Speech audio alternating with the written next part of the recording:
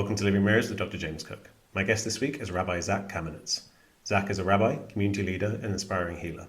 He holds an MA in Biblical Literature and Languages from UC Berkeley and the Graduate Theological Union, and received rabbinic ordination in 2012. Zac is also the founder and CEO of Shefa, a non-profit dedicated to integrating safe and supported psychedelic use into the Jewish spiritual tradition. Our conversation today focuses on Jewish mysticism and the promise of psychedelics for reviving the importance of direct spiritual experience in Judaism. Hope you enjoy the conversation. Okay, so I'm here with Rabbi Zac Kamenetz. Zac, thanks for coming on the podcast. I'm so happy to be with you. I've been an admirer for a long time, and when you reached out, I knew that there was something special was going to happen. Oh, that's great to hear. I think you might be the first self-admitted admirer on the podcast. So, Gladly. Maybe, let's begin maybe with an obvious starting point: how you ended up becoming a rabbi. So the answer to that question is also the answer to why am I sitting where I am right now. I was raised in a marginally connected, engaged Jewish family with a Jewish mother and a non-Jewish stepfather. We went to synagogue regularly, but there was never any conversation about spirituality, the divine, the soul, our divine obligations, what our rituals mean in a larger way. And so when I eventually made my way to a free trip to Israel when I was 15, without any real still connection to the tradition, it just sounded like a fun thing to do.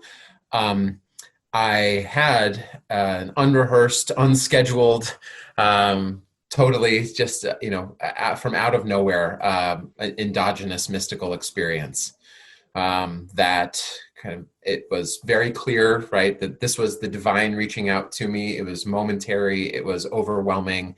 When people talk about the classic mystical experiences of intuitive knowledge, it was obvious that what this meant was it's time to be a religious person and it's time to continue to seek out wisdom in practice.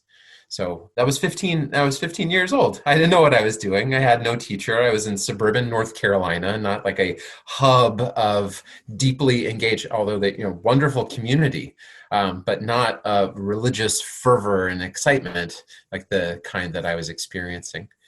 And so from that point on, continued to seek out my own Jewish education at that point on an intense level, teaching myself, going to yeshiva, eventually studying intensely on my own for many years, getting a master's at UC Berkeley and the Graduate Theological Union in biblical languages, and eventually knowing that I wanted to be a rabbi. I wanted to be a master of this tradition and to also just to be a teacher. It was so clear to me that not only did I need to hurry up and feed myself, but to feed others.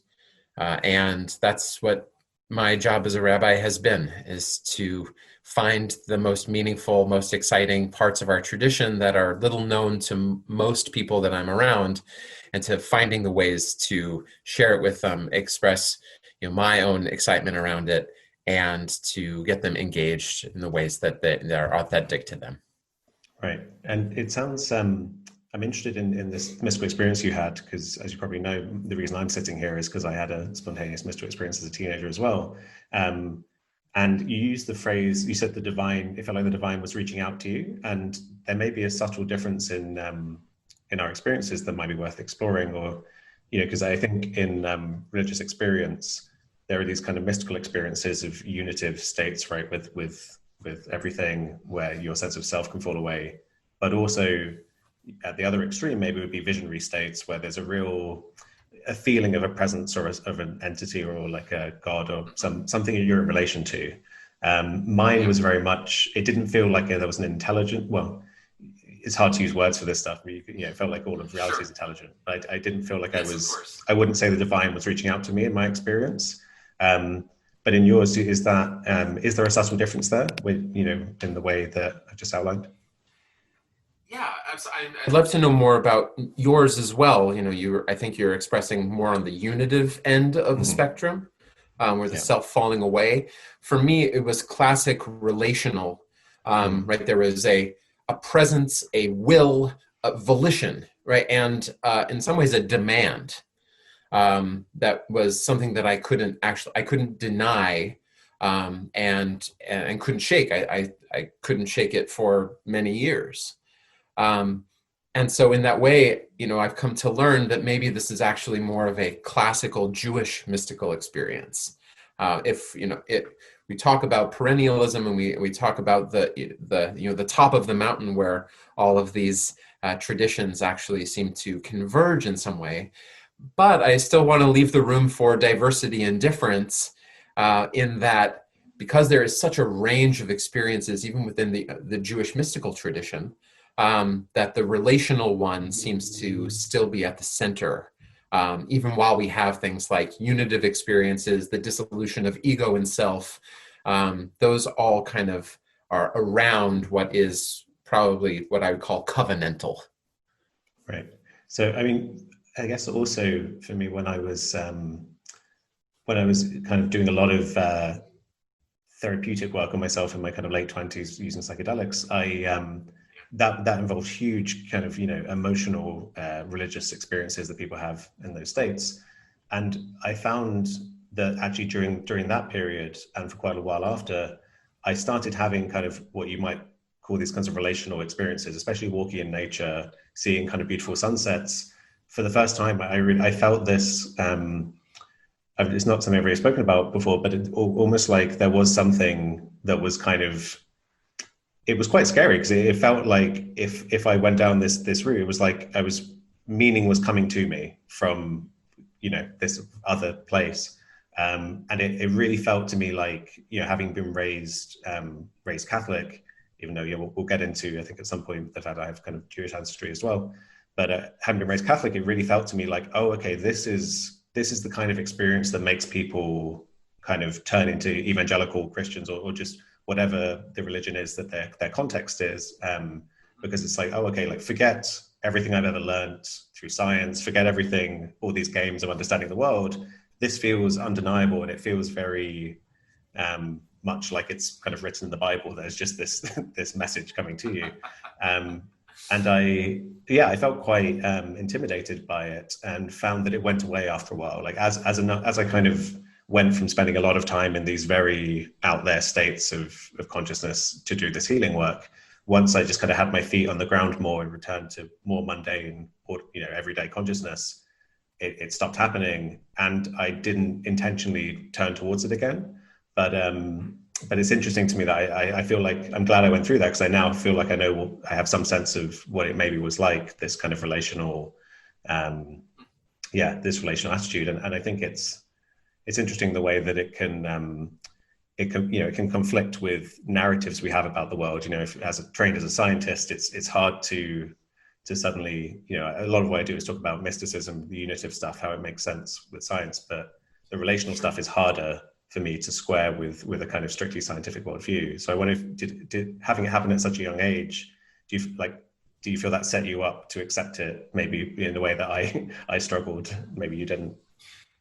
Yeah, I think yes, I did. I never questioned what happened in terms of its content, or was it just kind of a projection, or how culturally conditioned it was, all of the questions that might come later, because it was the most overwhelming experience that I had ever had, that it was easier for me to accept than to turn to a skeptical eye. And even today, I have like some mind of a skeptic, but I'm also just kind of a lover of things. I don't try to pull things apart and actually get to the truth content. There are things that I want to hold close, right? It seems right, it tastes right, looks right, and that way, my religious life is much closer to what I would say art than science. There are things that strike me, that I appreciate, that I can't name and quantify, like I'll tell you why the Rothko, right? The blue goes this way and the orange goes this way and it hits the eye this way. That's very interesting to me. But to stand before that kind of creation and to be in its presence is something that fills me in a way that it doesn't when I'm using an analytical lens. Yeah, I think that's hugely important to emphasize the primacy of experience in terms of how we live our lives. You know, like meaning or beauty, all these things exist and are real, and then you know the analytical coming up with maps of the world, playing the science game. It's a very thin kind of. It feels quite thin and empty by comparison to the actual kind of lived experience of life, and yeah, in the same way with the Rothko, you can have the experience of the art, and then if you are so inclined, you might learn about complementary colors, and you might learn about the kind of the mappings of how he pulls off something and has that effect, and that can give you maybe a little bit of a different kind of experience of engaging with it. And I think that's how I view science is just as, you know, you've got this beautiful thing of existence, and then we're trying to just be like, well, how does it all fit together? And so, yeah, when it comes to the relational stuff, I think I can't easily slot it into the existing kind of scientific worldview, in part because it's just been utterly neglected philosophically and scientifically. I think in like modern secular science, it's just not something, visionary states are not something that is really kind of studied and taken seriously. But so I do hold the door open to a revising of my conception of reality, I think, that would put this stuff as being primary. But I'm also interested in, exactly as you said, how much can we explain through psychological dynamics and things. But it's weird for me to be in this position as someone who's had the unitive mystical experience in a way where, you know, as you know, it has this noetic quality of, you know, the insight you've gleaned is real, and it's because it's just so powerful and obvious. And so a skeptic would say to me, well, look, how do you really know? And they just wouldn't get it, you know. And I feel like in some sense, when the relational stuff, I'm having it both ways, a bit hypocritically, of saying my mystical experience that I had, I really believe in the validity of it, and then certain other kinds of ones I'm more skeptical. But I guess that's also why I marry it with the science, to try to be like, well, I think I'm certain about it, but let's see what makes sense. Let's see how it all adds up, just in case. I guess there's always a bit of skepticism. But anyway, we're not here mainly to talk about skepticism.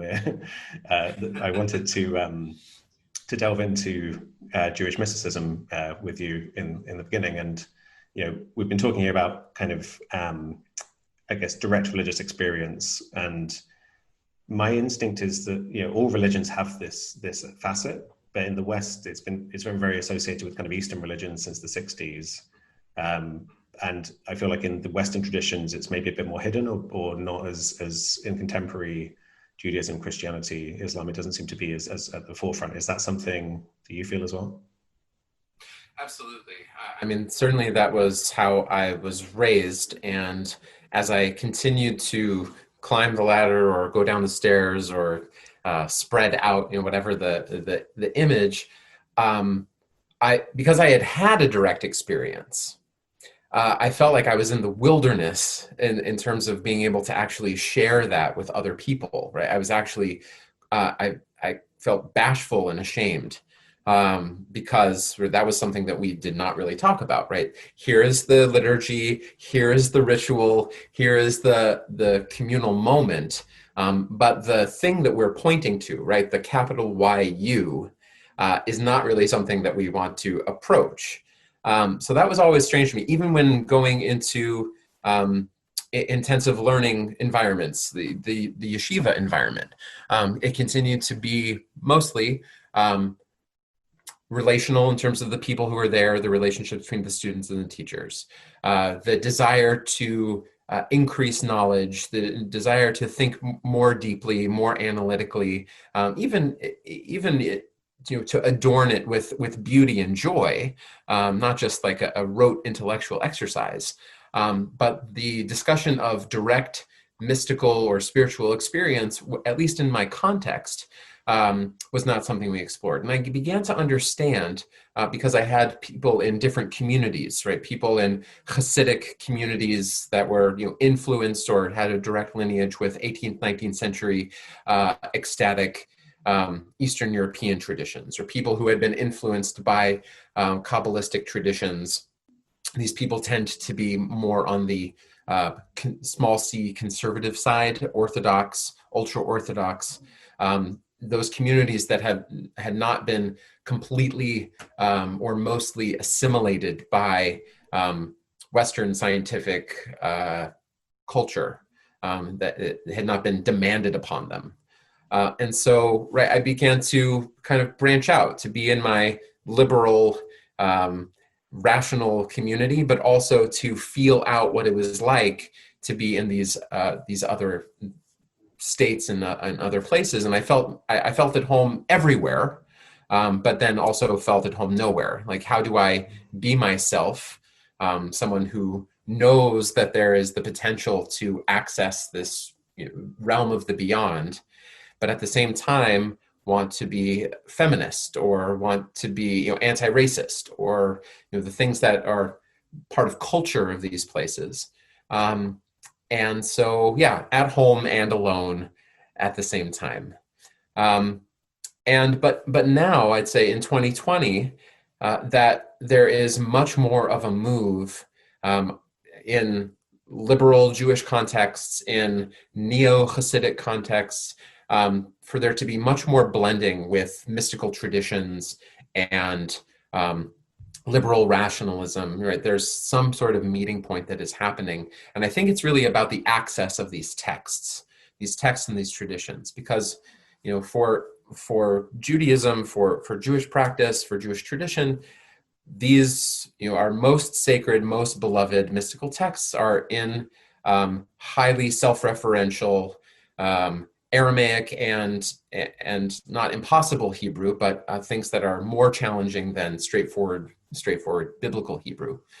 But with the work of translators, with the work of really great academic work as well, that it's becoming more available to more people, and they're able to take those gems, take those ideas, and sublimate them into who they are, and then creating some new form. So that's really exciting. That has not been the case. Like, just for example, the primary text of Jewish mysticism, the Zohar, either written in the 2nd century by Shimon Bar Yochai, the great hero of the Zohar, or written in the 14th century by Moses de Leon, Spanish mystic, or maybe the other way around, time travel. But that has only been available completely in English. I think it was completed only about 2 years ago. So it's a massive work. It's the core of the tradition, and it only now is being available on people's bookshelves. So we're going to see massive change happening. Right. And would you say this is a big part of your work, is trying to recover this kind of mystical strand in Judaism? I'd say yes, only because I'm not a scholar of Jewish mysticism or Kabbalah. I'm much more at home in a verb table in biblical Hebrew, or in Near Eastern parallel law texts. That was my training, or with the Septuagint, right? All of these ancient texts. But when I came to see that what was really speaking to me was the desire to create the conditions in which I could have that kind of apprehension, that direct experience again, I knew that I had to turn toward these mystical texts, which are about creating the conditions, the preparation, the exploration, and the integration of these states of consciousness. So then I've turned toward great teachers, people who have done the translating work, people who have been in this world for years and years. I even started producing podcasts of what I think are some of the greatest teachers of our generation, some of them young, some of them elders, emerging and established.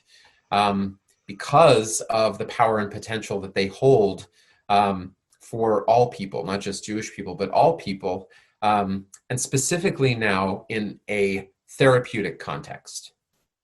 I think that there's not just speculation about the divine realm, right, as another intellectual exercise, but what these texts and traditions hold for understanding a person's place in the world, the doubt and surety, the pain and the elation, the bliss and the confusion, and how one might actually be able to live a good life of meaning with all of these things being true. And I think that that is really what the mystical tradition holds for us right now.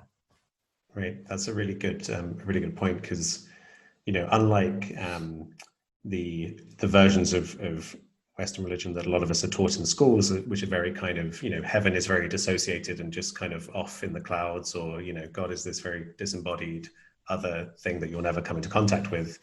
All these mystical traditions seem to have in common a feeling of kind of the immanence of God or ultimate reality, or whatever you want to call it, just in existence. It's here right now, and you can get in touch with it. And I think because it's so embodied in that way, it has real world consequences getting in touch with it. As we see with psychedelic medicine, these states can resolve physical issues, psychological issues. It's spiritual states really, when they're directly experienced, are deeply embodied and have real world consequences, I guess. But you were mentioning about the texts, and in Jewish mysticism, is studying the texts and kind of performing the traditions like outlined in them, is that a big part of Jewish mysticism? Studying the texts and then following some of the practices, absolutely. One piece that we haven't talked about yet is also having a teacher and also being part of a community. In some ways, we're talking about an individual having access to a text, reading it, understanding it, and going and doing something. That is certainly part of it, and certainly now when it becomes available in translation, you might not feel like you need a teacher. But Kabbalah, the word for Hebrew mysticism generally, or the Jewish mysticism, the Hebrew word means reception. And so even that word implies some relational quality, that it is something that is received from another source. It might not necessarily be self-generated. It could be by very special people, but the idea of transmission as the way of being able to actually play in this world is key. And so, yes, the studying of text is important. The contemplation, the making connections between texts, and playing with letters is certainly part of this tradition. It's playful, it's imaginative, and what I think happens also is that there are then the influence on what we call nomian practice, right? The standard established prayer services, the rituals, the mitzvot, the holy acts that we do, then become imbued with, I'd say, omni-significance. That it's not merely that I am, let's say, wrapping black leather boxes with black straps on my arm and my head because it says in the Torah and then rabbinic tradition, you're supposed to do this every day.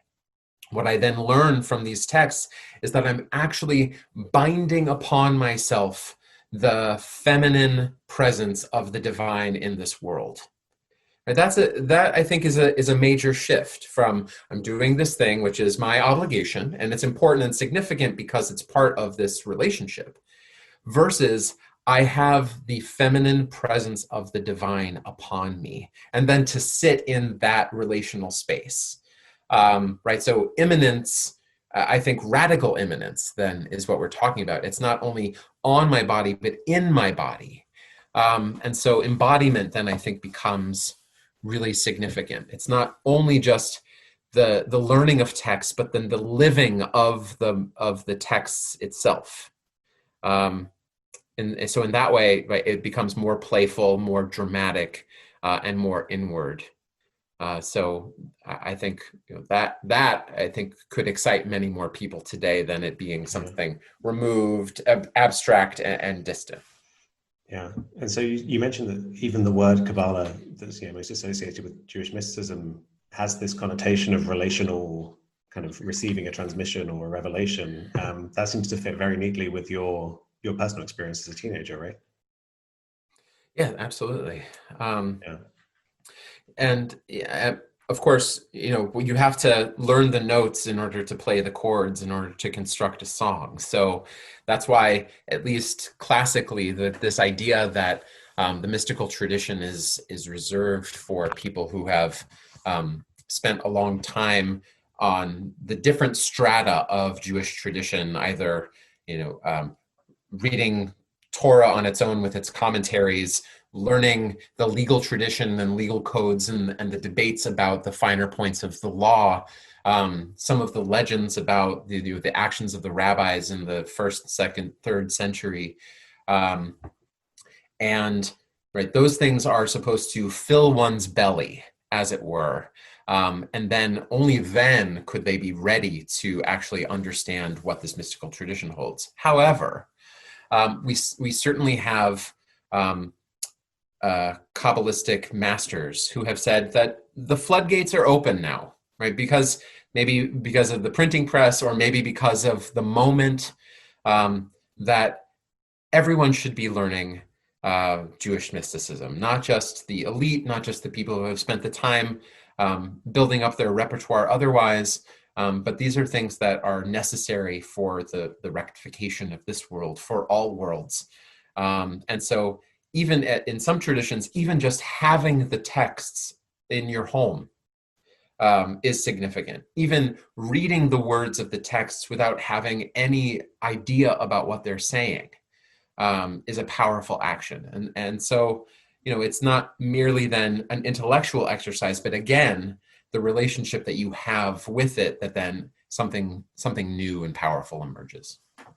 Yeah, and it seems, at least for the last couple of millennia, it seems that these kind of mystical traditions in all religions have always been secret, or have always been kind of protected, and you really have to, as you say, go through a lot of training to get to the point where you're kind of deemed capable of really getting it, I think. I had a recent episode on Tibetan Buddhism at this particular school teaching is called Dzogchen, which is, it's supposed to be, there's a taboo on basically sharing it. It's very kind of hidden and secretive because you're supposed to train for years and years and years before you receive these teachings.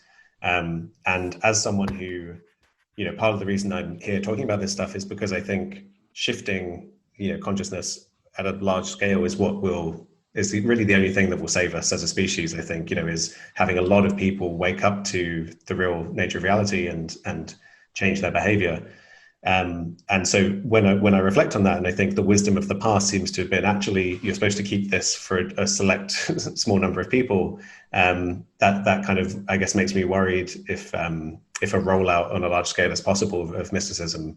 But then I think you just kind of hinted at it, that maybe there are different times and places where these things are suited to being, perhaps there are times when people carry the flame in small groups of specialists, so it's ready for moments like now, when we really need a mass rollout of mysticism to the general population, to kind of, not because and it's not kept hidden because it's unwise to do that, but just because you don't always need it in every generation for everybody to be spending all their time on this stuff.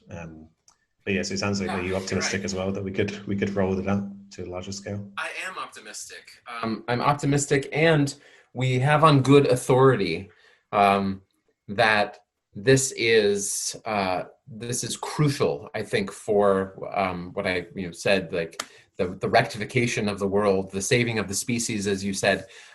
There's a wonderful text where the Baal Shem Tov, the founder of the Hasidic movement in Eastern Europe in the 18th, 19th century, a master of mysticism, a natural mystic.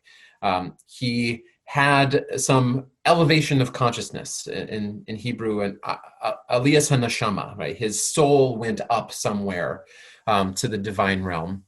And he actually writes about it in a letter to a family member. He speaks about it as if it was no thing. Like, I had this expanded consciousness, and in that state, he actually meets the spirit or the presence of the Messiah, the figure that is supposed to redeem all of history. And he asks the Messiah, he says, well, when are you actually coming? I see you here, but I'm wondering when you'll actually come here. And the Messiah responds, I'll just read it here. In the time when your teaching, you, the Baal Shem Tov, the master of mysticism, will become public and revealed in the world, and your well springs will burst forth to the farthest extremes. That which I have taught you, and you have comprehended, and they shall be able to perform unifications and elevations as you. And then all of the externalities of the world, all of the things that you thought were extraneous, will cease to exist, and there shall be a time of goodwill and salvation. So this is a core text for Jewish mysticism, Hasidic Jews. The idea of spreading this kind of knowledge and practice is seen as the only way to bring to bring our culture, our species, our world into some balance. And so it's texts like these and others that then encourage us to be finding more ways to be teaching and adapting these ideas and these practices for a more general audience. And that's why I'm excited about psychedelics, because I think that just in terms of scale, the ability to have people have this apprehension and then to be able to return into a course of integration, now having some direct experience, the experiences that are being described, the states of being, or these fanciful visions, then you can actually say oh yes, this is not just a storybook, but this is real, and that I can participate in it. And that's, I think, been the gap, the experience gap. And so finally, we have the means with which to bridge it. Yeah, that quote absolutely hit the nail on the head of my question. I guess that's amazing that you have both an explicit instruction to spread it, but also at the same time, I guess, a system to make sure it's not done irresponsibly, that people have to be trained and exposed at the right time. As we were saying, with these kinds of preparation that has to be done beforehand. Maybe that's something, we could learn from.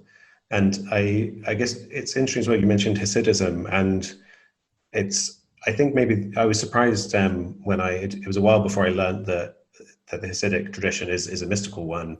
And I think I guess probably coming from a kind of, Western Catholic background, there's this association with conservatism. To me, I guess it is usually associated with suppression of these kinds of mystical experiences, because they're very empowering and I guess can have anti-conservative effects or anti-authoritarian effects, at least. But is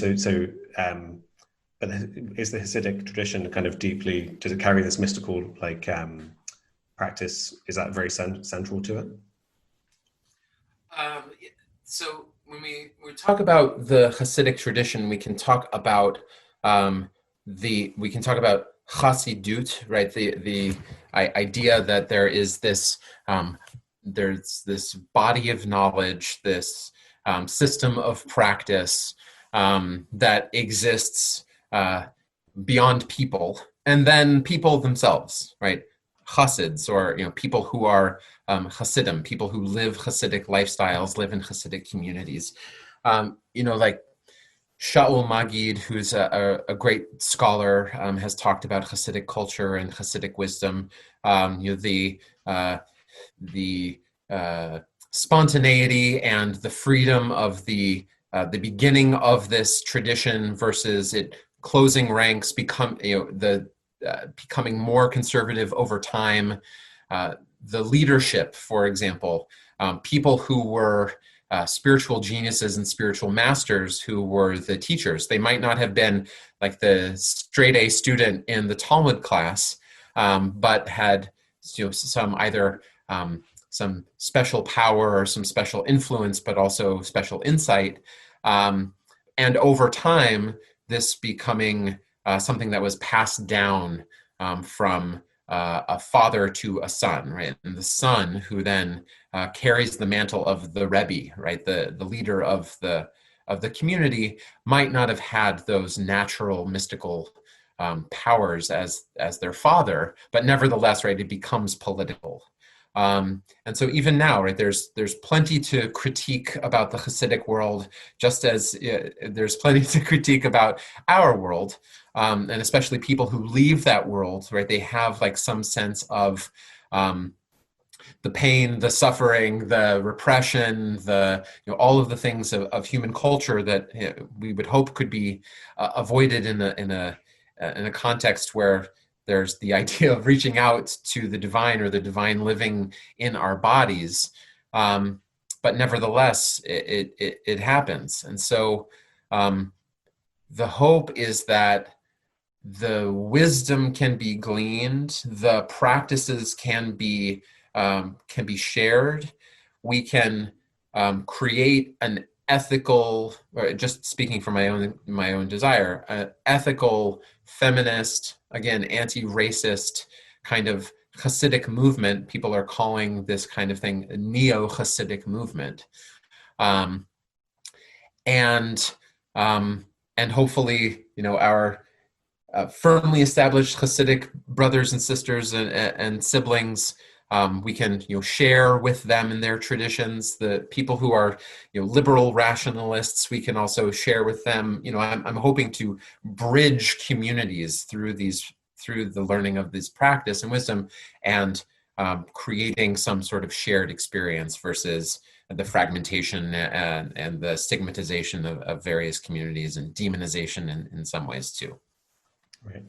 So you mentioned earlier kind of excitement around psychedelics. A figure who maybe can bridge into that is Ram Dass, who, Richard Alpert was his christened name, worked with Timothy Leary at Harvard, and I think is someone we both have found real kind of, just lots of value, I guess, in, at least speaking for myself, lots of value in his teachings.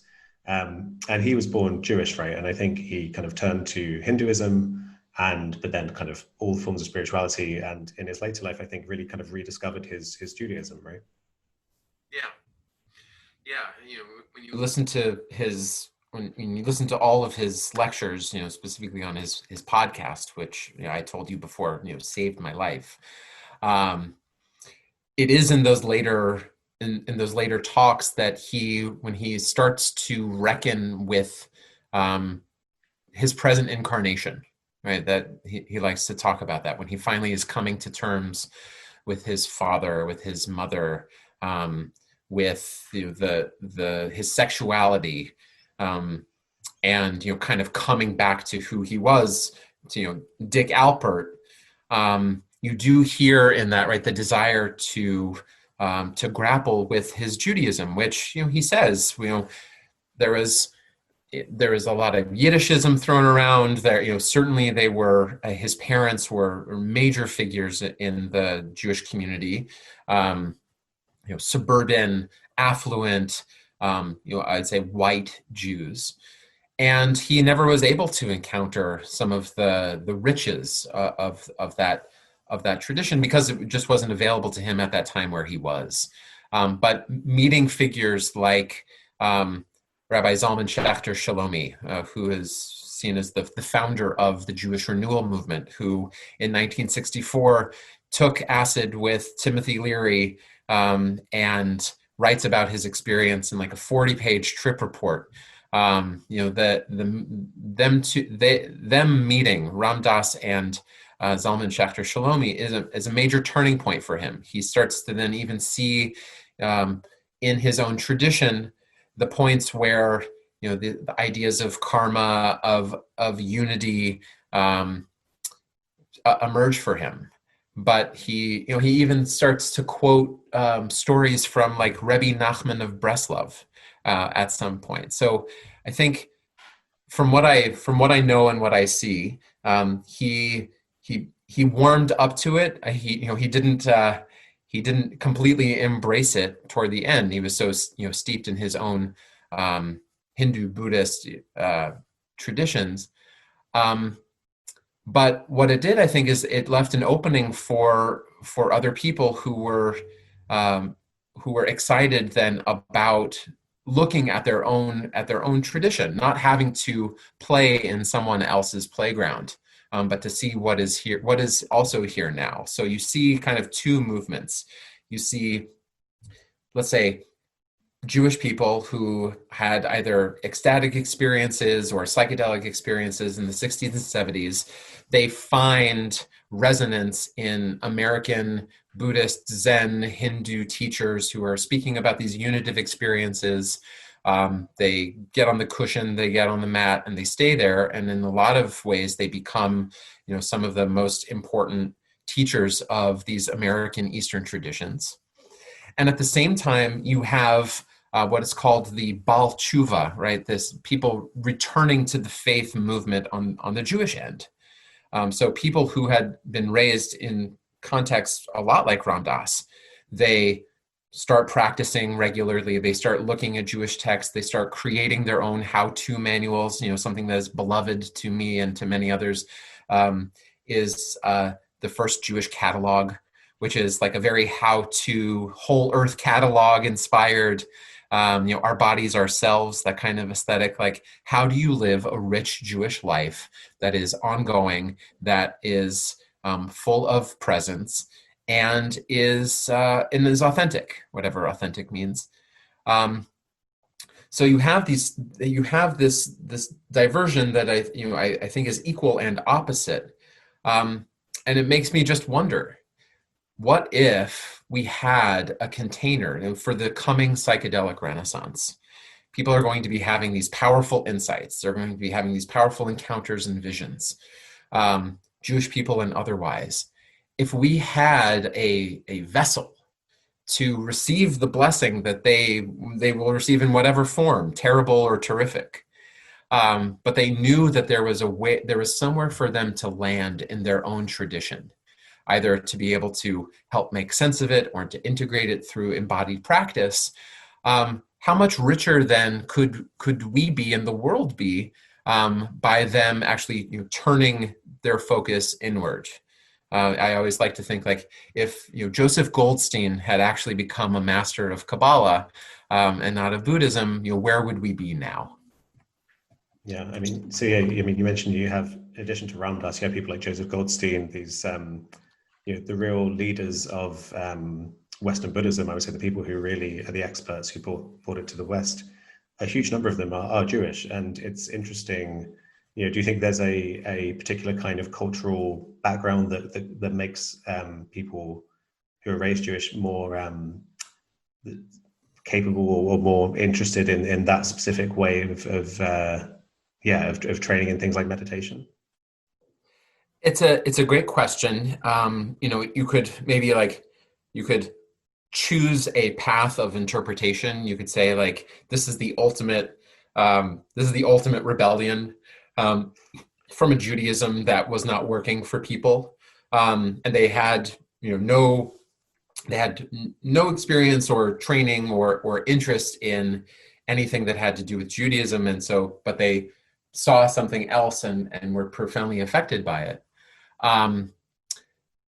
And you could also say, like, yes, the things that they were hoping for most, that they saw in their texts, you go to synagogue on Friday night and just reading, like, master of the world, you alone, and you hold my spirit in your hand. You're like, where is that actually happening around me? Like, the texts are talking about that, but no one else is talking about that. Where can I go and find that? Oh, I'll find that over here.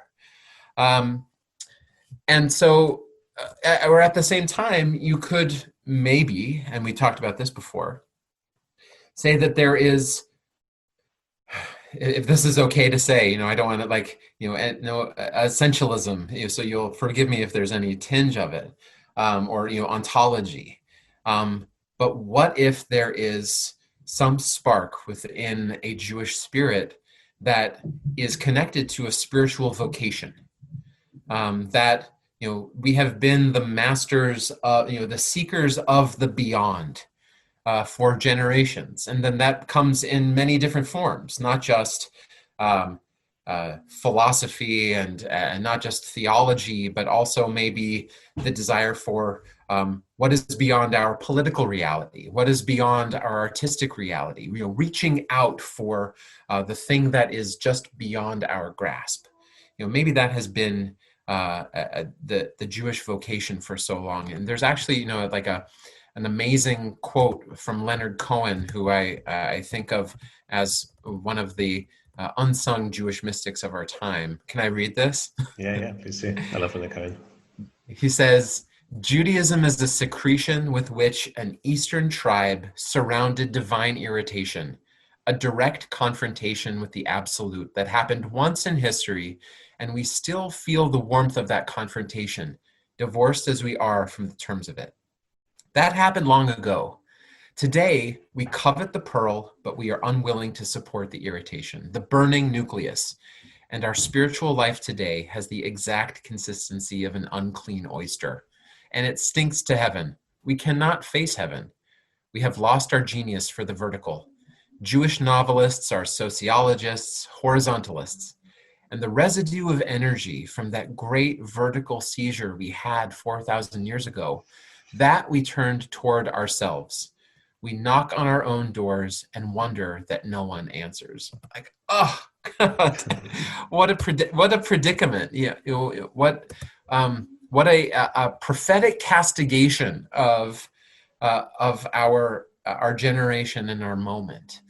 And so, it is that idea, that burning nucleus that we covet, but for whatever reason, because of trauma, for example, for the idea of survival or for continuity, we create these agendas, or we create priorities that then become about the survival of the people versus the survival of that energy. And those are both important, of course, right? Like, we have plenty of reason to worry about, be concerned about the survival of the people, even now. But I think that something has become lost. And what I think he is encouraging, and what I'm now encouraging, is to direct that focus more inward than just my political reality, but about my spiritual one too. Right. And so if we turn next to psychedelics as a kind of mechanism, I guess, for catalyzing and triggering that kind of spiritual emergence that might be lacking. So you have this tradition, as you know, from Richard Alpert, along with Timothy Leary and Walter Pankey in the 60s, with the Good Friday experiment, running these, trying to kind of, I guess, bring together psychedelics and religious leaders to explore, if they can be used as a tool for theology, I guess you could say, right? Yeah. And then you yourself took part in some legal research, right, with psilocybin. Yeah, that's right.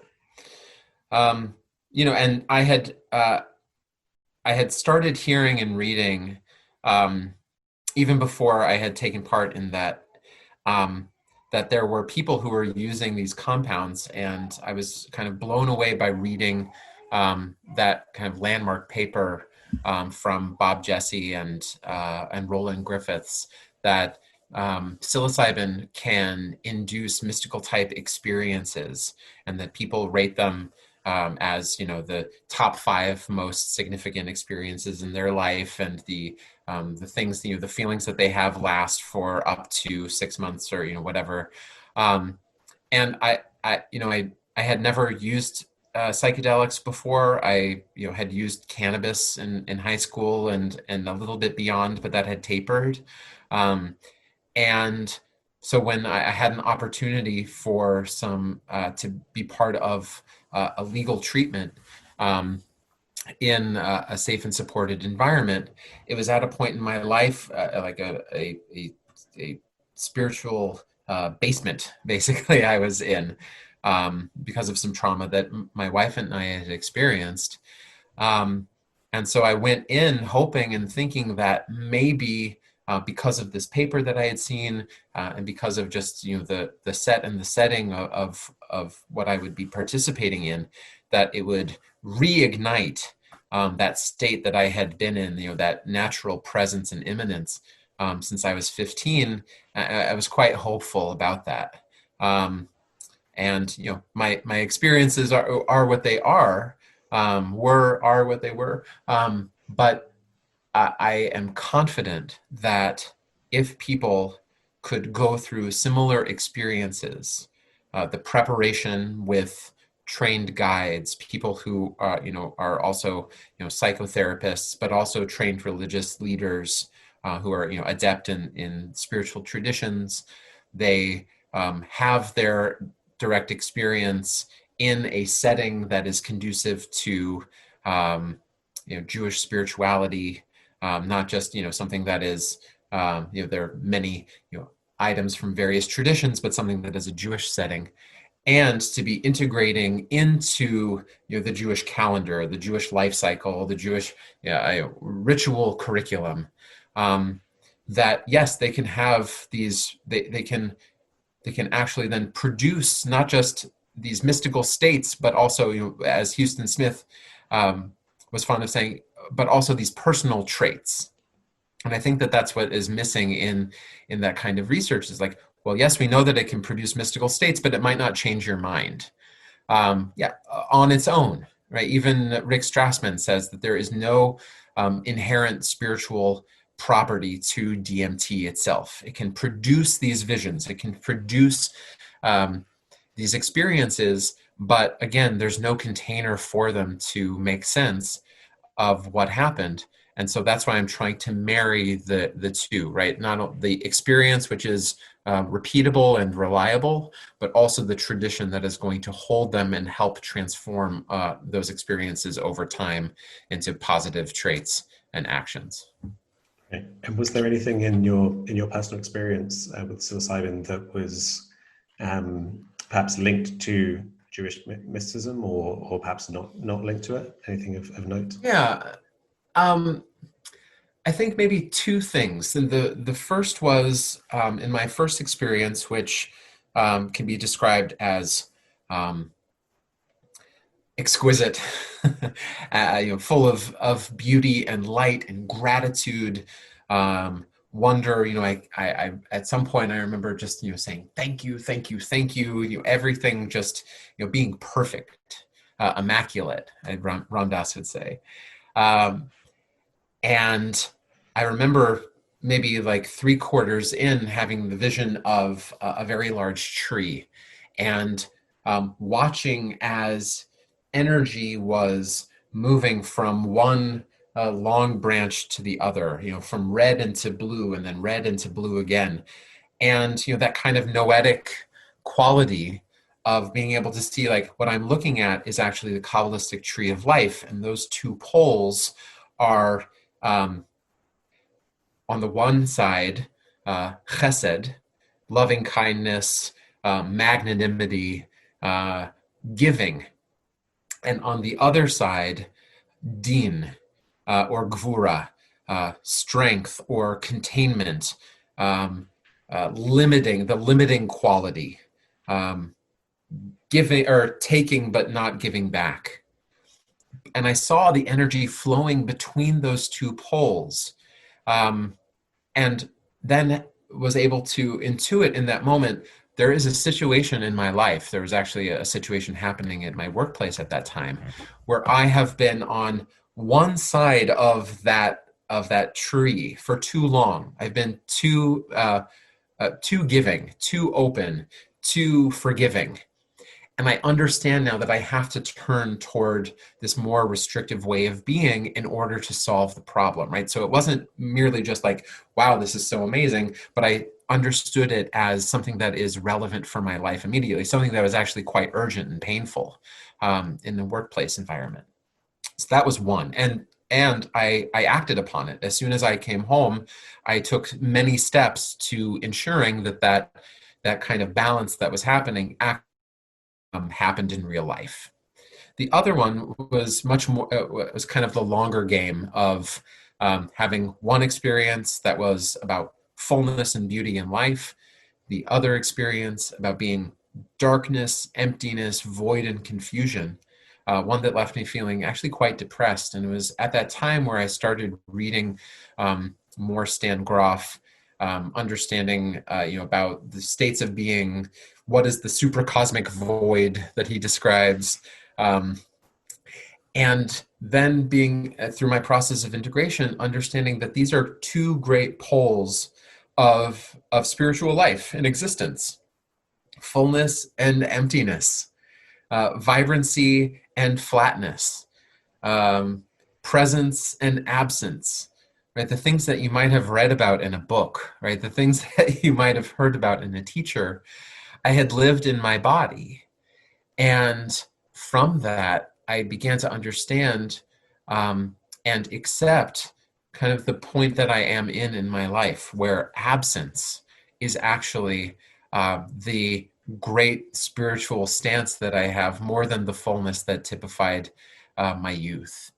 And that is not something to be mourned, or it's not something to think less of, but to own, and to know that I could maybe go back to that other presence and fullness, or that I might go back and forth in my life. And that, going back to the relational piece, I started to then think of my relationships with many more people and communities in that way also. You mourn the loss of a friendship, or you mourn the loss of a relationship with a parent, even in my in my situation. And instead of the regret and the shame and the pain of those things, I can just understand as the unfolding of life, where there is sometimes absence, where there is sometimes the falling away of a good and positive feeling. And it's not necessarily something that I have to spend too much emotional energy in a mournful state. And so that has really impacted my life for the better. And that's me and that's mine. But it was only in then gravitating toward those Jewish mystical thinkers who talk about absence and doubt that I never knew existed. It was kind of like, you don't see something until all of a sudden you see it everywhere. Right. I had that experience, finally began to understand something about my tradition that was hidden until it happened within me directly. It really reminds me of what you were talking about earlier with Ram Dass and his reckoning with his background, because I feel like, I've had times where, after undergoing a lot of kind of psychedelic healing, I've had some experiences where I went in with the intention of being like, okay, this isn't about healing. This is going to be about kind of spiritual exploration, something where you could just have an experience. And every time that happened, I was astounded how that isn't really an option. Everything seems to come through you in an embodied way, and you can get to these states, these kind of spiritual states, but you can't do it in a way where it's like disembodied and you can leave behind James and James's issues. It really has to be channeled through whatever you are, and that really was striking to me. And so, as you said, what you spoke about is very personal and very much to do with you, but it's only through ourselves, I guess, that we actually get in touch with these bigger principles we're talking about. They don't float free of the actual person, right? But so with the use of psychedelics in theology, or amongst kind of religious practitioners, you am I right that you have plans to try to kind of train to become a guide to help people with psychedelic experiences? I do, yeah. I think it's at this point everything is theoretical, and I'm psychedelically excited, but I understand that to be able to actually affect change, that I need to undergo training. Not just a 1-year certificate, but a lifetime of training. I'm trained as a rabbi, but not as a psychotherapist. So I'm changing, in some ways, my direction. And also starting to understand that there are many more rabbis and many more Jewish spiritual teachers who are on the same path. That there are people who are, because of stigma, or because that they're standing in their present jobs or their communities, that they can't be out about this right now. But I'm hoping to lead the way, and to be leading with many other people who are also involved in this. We've created an online community called the Jewish Entheogenic Society, I've started a nonprofit called Shefa, which is about being able to educate and advocate within the Jewish community about the psychedelic renaissance, psychedelic therapy, and expanded access when that happens. And we have many more allies. So, we just yesterday, I was on a call with about 20 people, researchers, lawyers, activists, artists, journalists, rabbinical students, who are all psychedelically inclined. And we are creating a movement now. So we're kind of gathering the tribes. And I think, what I think is most exciting, not just, the spiritual exploration and the insights and the practice, but there is some deep healing that needs to be happening. You were talking about healing just now, but thinking about healing on a national level. What would that actually look like? That is something that I'm keenly interested in. And, James, I know that you're part of that in some ways. You were mentioning just, some Jewish ancestry. Your story, which I hope that you would share, is unique and also not. That, the Jewish story of persecution, forgetting, hiding, sometimes literally hiding in a closet, doing your practices in a closet,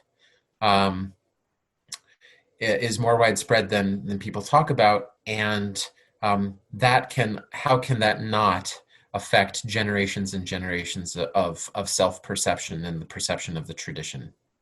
Yeah, I mean, yeah, as you spoke about, when we spoke in private, it was, I was describing to you in the process of my kind of, I guess, psychedelic healing, I realized that a huge strand of the trauma was from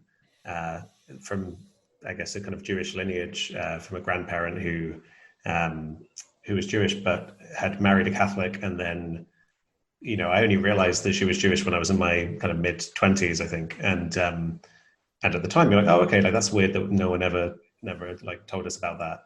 And then as you delve into your own stuff, you realize, oh, okay, like that's not a trivial thing. That's not a trivial thing to leave behind all of that. Never tell anyone, never tell your grandkids about it. There has to be deep shame coming from a culture, deeply anti-Semitic culture, right? She grew up in East London. At the time, she was a little girl when the British Fascist Party marched through East London, and there was this famous thing called the Battle of Capel Street, where kind of local Jewish people and anti-fascists came out and fought with the British Fascist Party, and that was like in her neighborhood. We're talking matters of just the streets that she grew up in. Not to mention the fact that her grandfather came over from Russia in the pogroms, and so she was Ashkenazi on that side, but then on the other side, her last name is actually Portuguese Jewish, so Sephardic. But I've traced my ancestry back there all the way 500 years, all the way back to the Inquisition.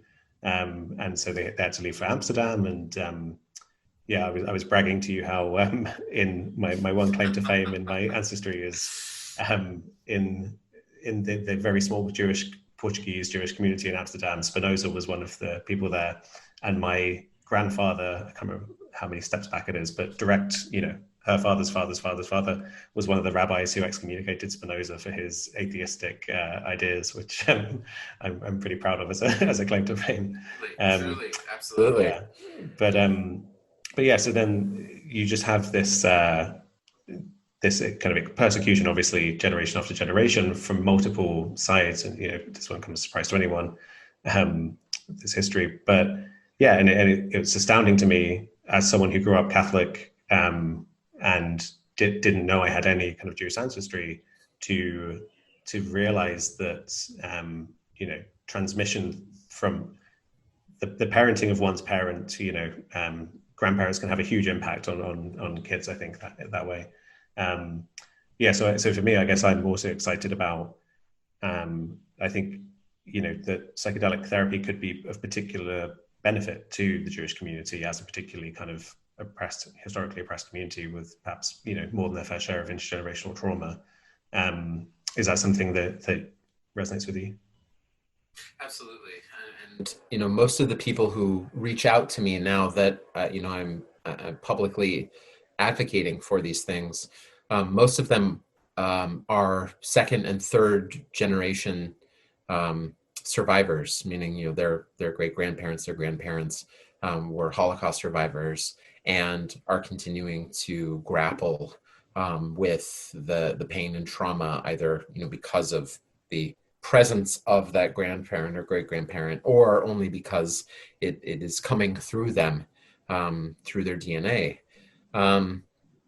And I think that holds so much promise. There's a fantastic book. I don't know if you've ever read it. It's called Shiviti, A Vision, which is about one of the Jewish patients named Yechiel de Noor. He's one of the Jewish patients of Jan Bastians, who is a Dutch psychotherapist who was treating. He named concentration camp syndrome, and this book actually recalls, or it from the patient's perspective, going through LSD psychotherapy treatment and imagining themselves or feeling themselves or envisioning themselves back in Auschwitz while undergoing these things. And it's profoundly beautiful, painful, and I think should actually be more well read and discussed in the psychedelic and the Jewish communities. But I think I see the younger generations more and more focused on ancestral healing, Jewish Hebrew shamanism. We recognize that there is something missing, that there is, when people talk about lineage and people talk about indigeneity and, like, where are we from and what has happened? There are so many discontinuous traditions. Just thinking about all of these, think about all of the Hasidic masters and Kabbalistic masters that perished.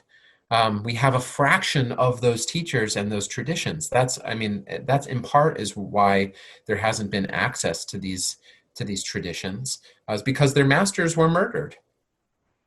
And so we are impoverished by their absence. And even just speaking personally, like, I don't know who my great grandparents were. I couldn't tell you anything about anyone past my grandparents. That's even why we decided, when my wife and I got married, to change our last name. That one of the only names that we know about where we are from is Kamenetz-Podolsk in Ukraine. And so to continue to keep it alive, we decided, now that we're married and now that we're creating a new family, to root ourselves back to that one of those origin points. And so that's why I think that there's a lot of promise, if not for older generations, for boomers, but for people younger than that, that these kinds of therapies and these kinds of modalities will help speed up that process. Especially, what we're seeing also is in a different context, although connected, Palestinians and Israelis drinking ayahuasca together in efforts of peace and reconciliation, although there are some critiques about that as well, where justice comes into play, not just peace and reconciliation. And I think the Jewish community, then there's maybe like a fair share of trauma, and so that's why it feels to me like we need to be on the forefront of these therapies, because of how much we actually are continuing to not process. And so you have, I guess, luckily things are changing when it comes to the stigma around things like psychedelics, but there's still a kind of taboo around them, I guess, and going forward, that I guess that will be a challenge to navigate. But it reminds me of Benny Shannon, who's an Israeli psychologist who wrote about this. Sure. Speculations of that the ancient Hebrew people had some version of ayahuasca, effectively, saying that you have plants like the acacia tree, which contains DMT, and that they could have brewed up something similar. And I know that received was seen as quite controversial, especially since he was coming at it as a psychologist rather than as a kind of believer. Is that something you've reflected on at all? Yeah, it's something that actually most people that I'm in touch with are probably the most excited about talking about. Not like the Hasidic and Kabbalistic stuff, like whatever. Like, did you know that there are drugs in the Bible? And yeah, I think it's very interesting. I think for me, it that kind of speculation, not just Shannon but others, it lacks. If we're using the terminology of science, the Latin names of species and genus and species, to be able to talk about something like DMT extraction from an acacia tree or a citron, okay, how does it happen? Like, you talk about the burning bush, just one example. The burning bush. Moses sees a burning bush and then has a wild vision of the divine presence.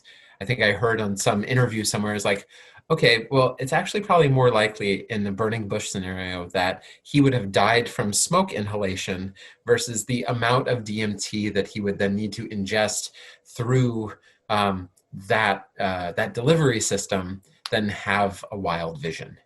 Right, so that doesn't necessarily really hold up under scrutiny. Or, okay, well, it's the extraction process in the Bronze Age. Like, how are the alkaloids being synthesized? What is the fat, soluble fat that's being used? Right, all of these things. Then, for me, once you actually look at them, they kind of just fall apart. But what is exciting, and what I will grant is, in May, you probably know, May 2020. There had been an archaeological discovery of a place called Tel Arad in the 60s, in the early 60s.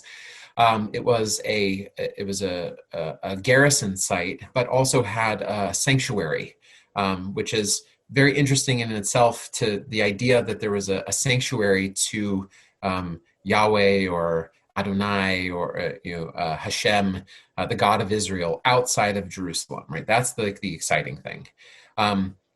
But what is even more exciting is, because of the emergence of archaeochemistry, that they were able to test the resin that was on these incense stands. And they found traces of cannabis that were part of an admixture of frankincense and cow dung. And right, that's the first time that we've actually been able to confirm the presence of some mind-altering drug in real life.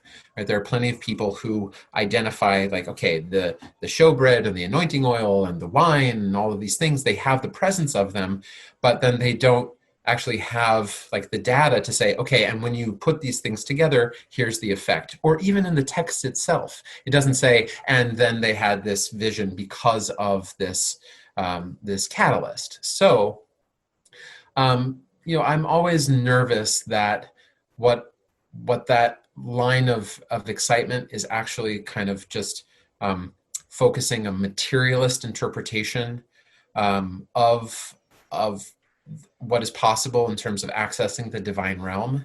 And, just kind of like another Cartesian Newtonian model that, things that exist, it's bottom up and not top down.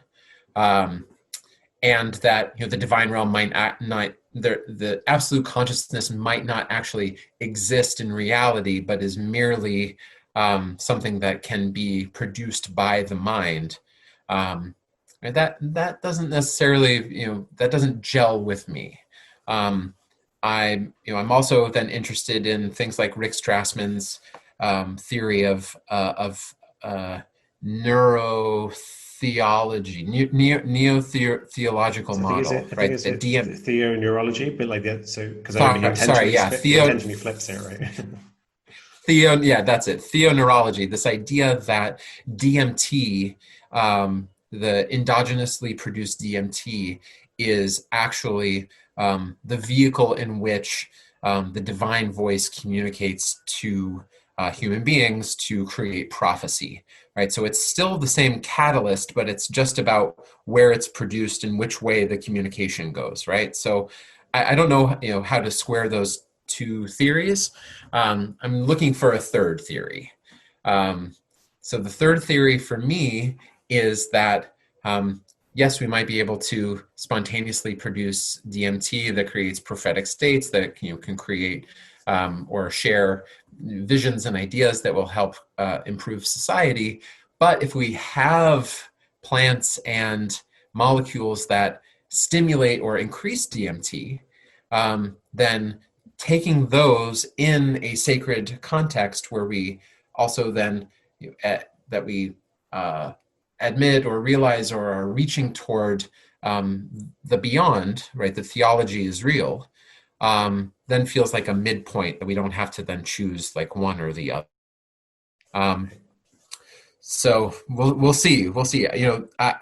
There's a new book by Brian Murarescu, where he basically says that only 20% of the plants that of the Near Eastern and Greco-Roman world have actually been positively identified and not speculatively identified, and that there is so much to be able to test in terms of relic or ostracon that have residues of a potential plant matter, but that most of it is in archive, and we just don't know yet. So, as good scientists, we just have to let's wait for data before we start constructing theories.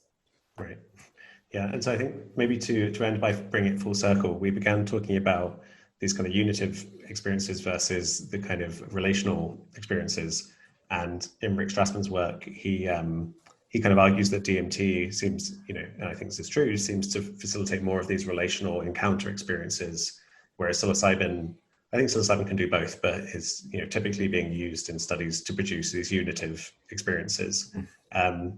With like going forward, talking about plans to train as a guide, do you think DMT might hold particular use in kind of religious traditions like Judaism, where there is more of an emphasis on the relational than the unitive?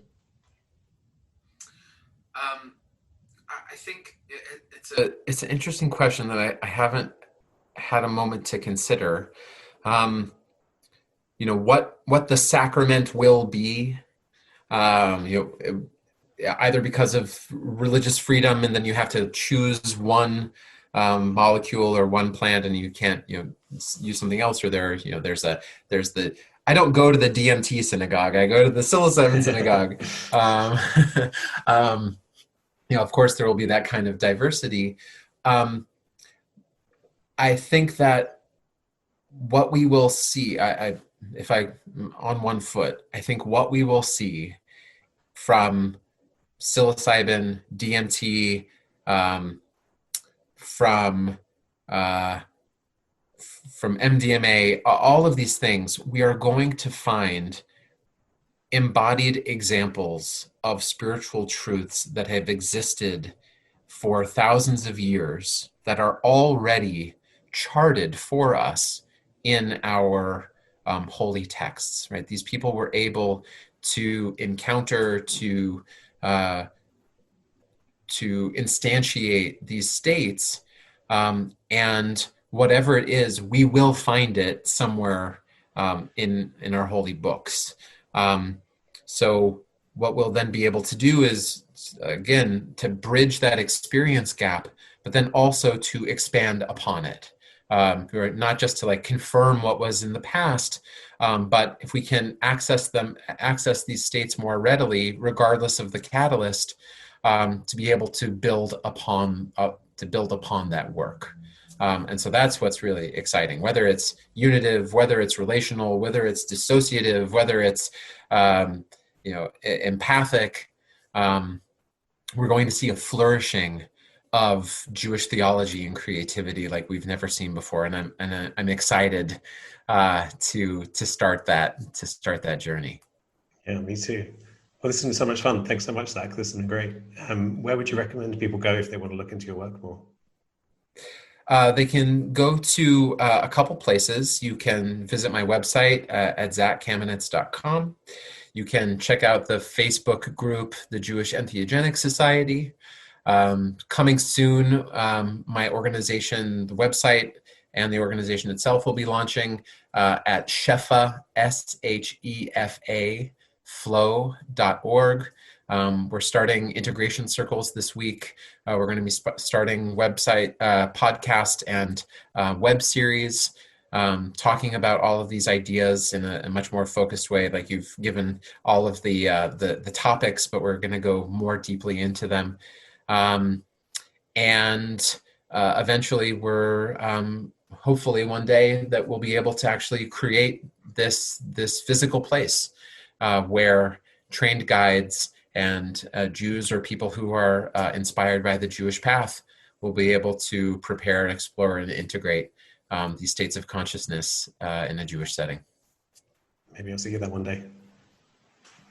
God willing. Yeah. All right. Thanks, Zach. Thank you, James.